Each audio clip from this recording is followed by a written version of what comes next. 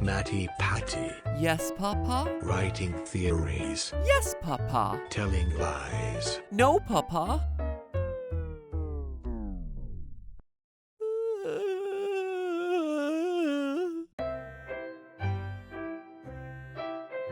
This taste is the taste of a liar. Matty Patty.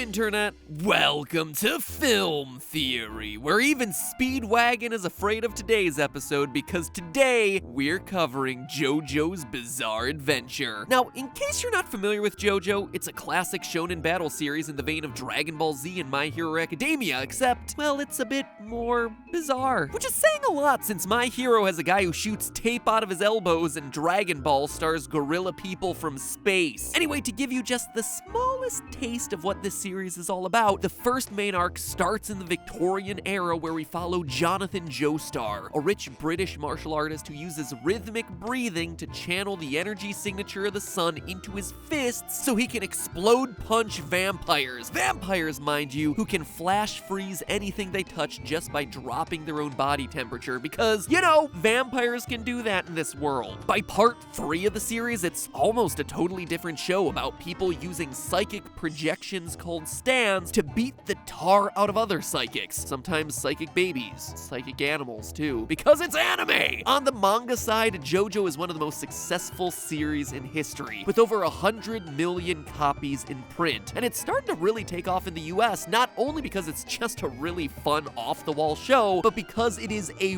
walking meme.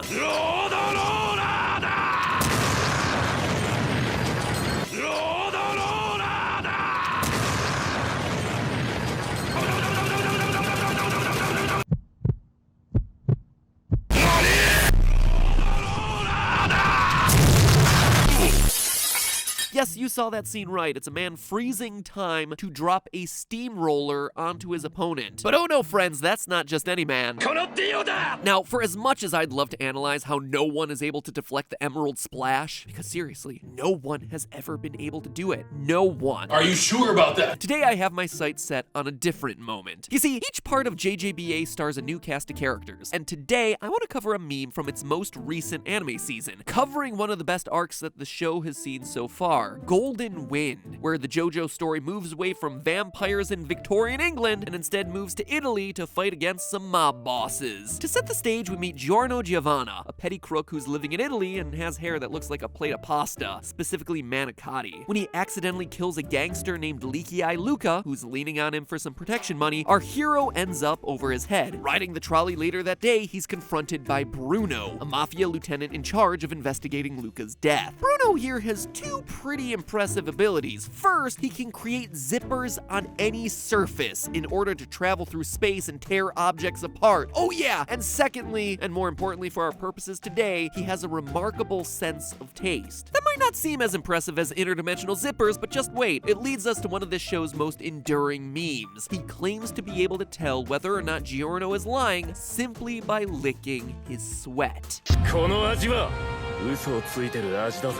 And in that one moment, the internet lost its collective minds. Licking politicians, licking animals, licking cake, since we all know the cake is a lie, licking Nintendo Switch cartridges, anything that Bruno could lick was licked. All of it to see who or what was lying to us. And all of that got me thinking, is Bruno's power possible? Is it possible to tell whether someone is lying simply by the flavor of their sweat? And if so, what does a liar taste like? Strap in, theorists, because it's all on today's episode of Matt Pat's Bizarre Theory. To answer those questions, we first need to figure out what happens to our bodies when we lie. Lying actually takes a lot more effort than telling the truth. When you lie, you're not just recalling something that really happened to you, you're remembering that information, you're then concocting a believable alternative to it, and then you're making a conscious effort to sell that you're telling the truth. Concocting, tracking, and sustaining lies puts a lot of pressure on people. And generally speaking, that pressure results in stress. Now, when you experience stress, your brain releases 3 hormones: adrenaline, cortisol, and norepinephrine, which collectively cause various changes to happen in your body. Your heartbeat accelerates, your focus increases, your reflexes sharpen. All of it is to help you deal with whatever threat you might be dealing with in the moment. And yes, you are also gonna sweat here, but it's not sweat in the same way that you do when it's hot or when you're exerting yourself. That spike of adrenaline actually activates special sweat glands, your apocrine glands, which produce a special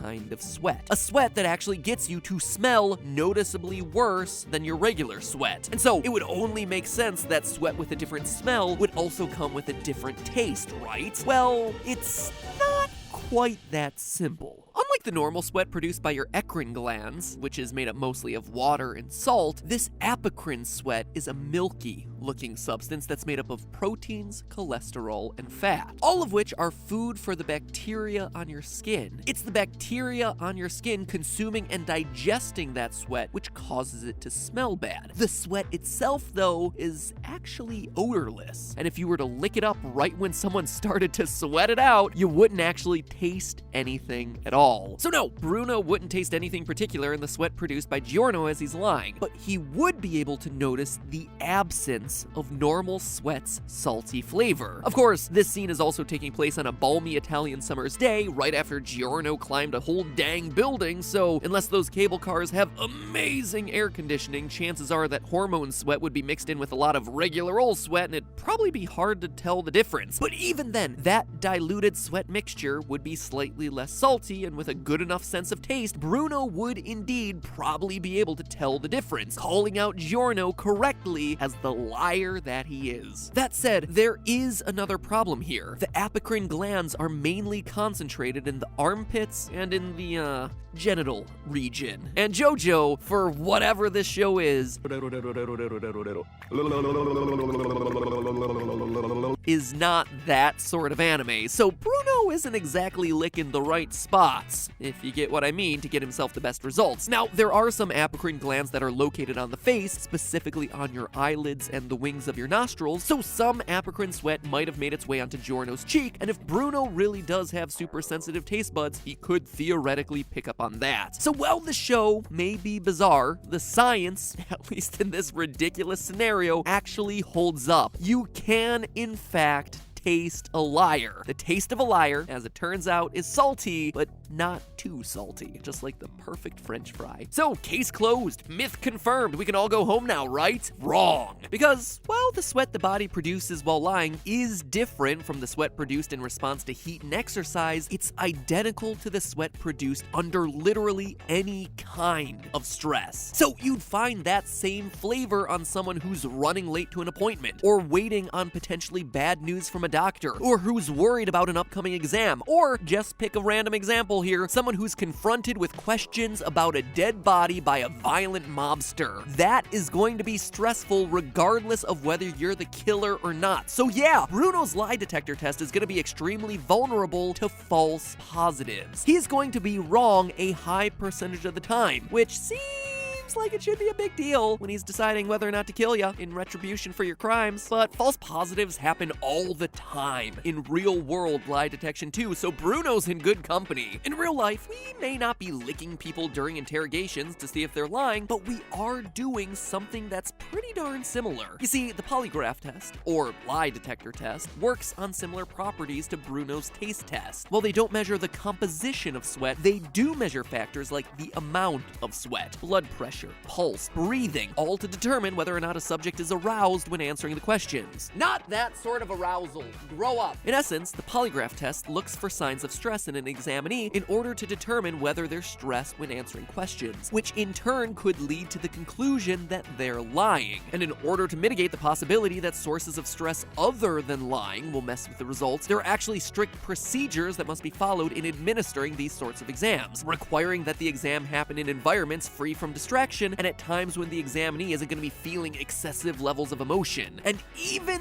then, even when all of those factors are at play, still polygraphs, according to the most favorable reports, are right maybe like 85% of the time. But don't get too excited, some say the accuracy is actually a whole lot lower. According to polygraph critic David Lycan, polygraph tests have a 65% chance of actually catching a liar, which is, not a great accuracy rate. That is a low D on your report card. The National Research Council found no evidence of the polygraph's validity, and according to the Journal of Forensic Psychology Practice, 2/3 of the scientific community with the necessary experience to evaluate polygraph results actually considered the whole thing to be a glorified pseudoscience. So here we have Bruno licking faces once again, running his interrogation on a noisy, crowded trolley. That doesn't exactly meet the requirements for a sterile, distraction-free testing environment, and while some might disagree, I would argue that Giorno suddenly finding a dismembered human eyeball in his hand would qualify as an emotionally charged event that might prompt some stressful sweating, again, increasing the chance for a false positive even more. Long story short here, Bruno is working with fewer data points and is significantly biasing his own results with bad testing methodology. The real question we should be asking here isn't what does a liar taste like, it's more like how many innocent people has Bruno zipped in half as a result of bad interrogation techniques and shaky science. Someone do me a favor and drop a steamroller on that guy's head. But hey, that's just a theory. A film theory. And... このディオだ!